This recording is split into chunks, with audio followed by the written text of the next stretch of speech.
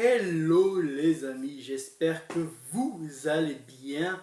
Moi ça va, on se retrouve pour le chapitre 263 de Jujutsu Kaisen. Si c'était tout ça pour ça, sincèrement, je suis déçu. Je suis extrêmement déçu. Yuta est mort. Ou alors j'ai pas compris, mais en tout cas, la suite du chapitre 262, donc le 262.5, on a vu la suite du combat et où utilise un magnétophone avec Himnomaki qui utilise son sort qui fait que Sukuna ne pouvait pas bouger.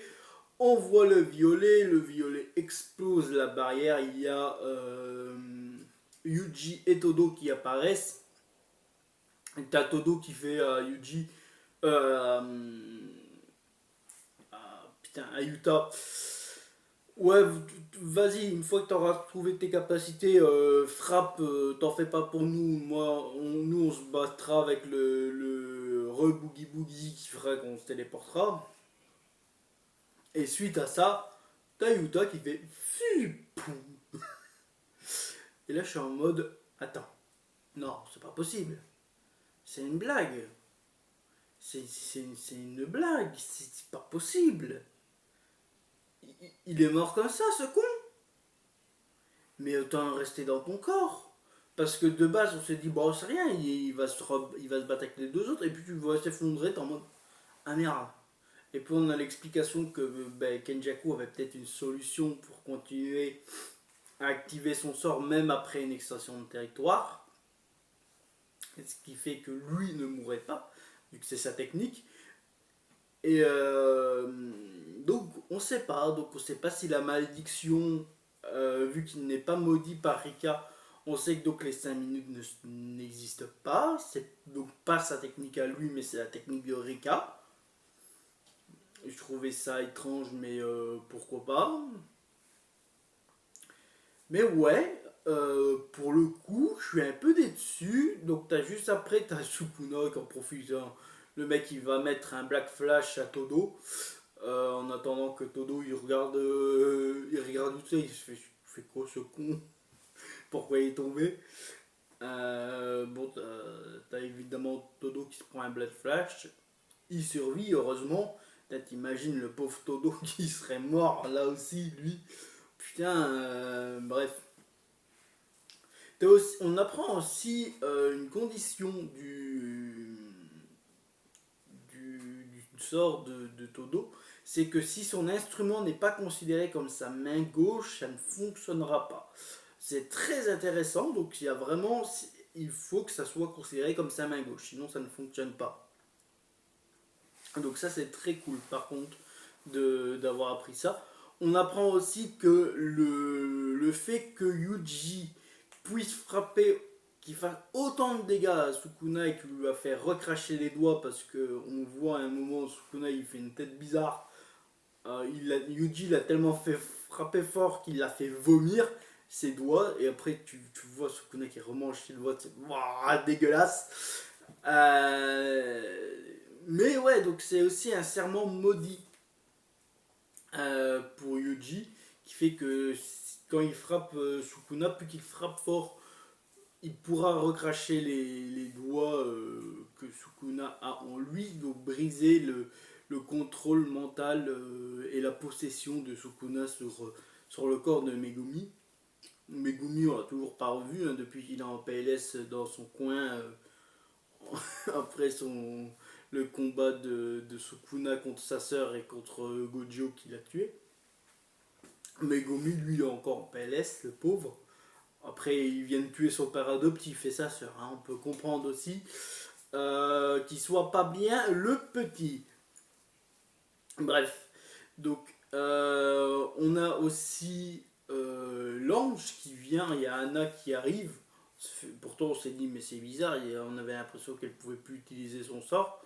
Bah, apparemment, si, elle peut encore utiliser les échelles de Jacob. J'avoue que si elle arrive à placer réellement son échelle de Jacob comme c'est teasé à la fin du chapitre, Sukuna, qu'est-ce qui va lui arriver? Parce que là, on a vu les dégâts de l'échelle de Jacob qui a été fait par Yuta, donc une copie et pas l'original. Imaginez la réelle échelle de Jacob sur Sukuna. J'ai hâte de voir ça.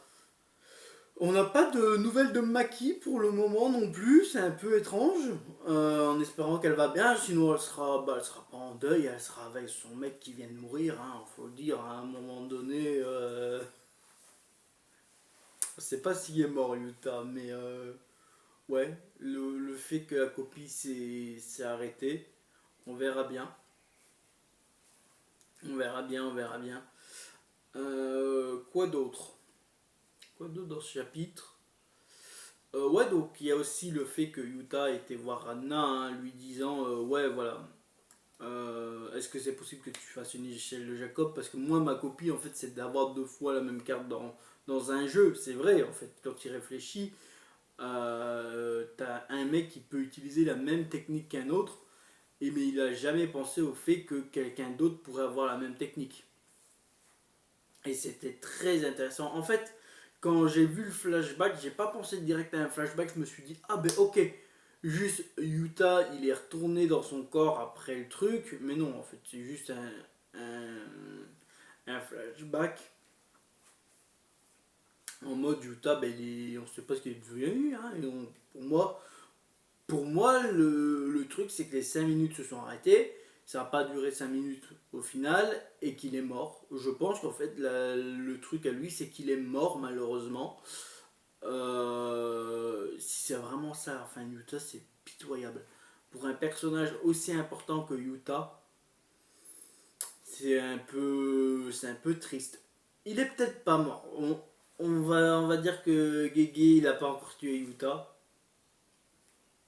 On n'a pas de nouvelles non plus de Nobara. Nobara, ce serait incroyable, elle fasse son retour à la fin de l'arc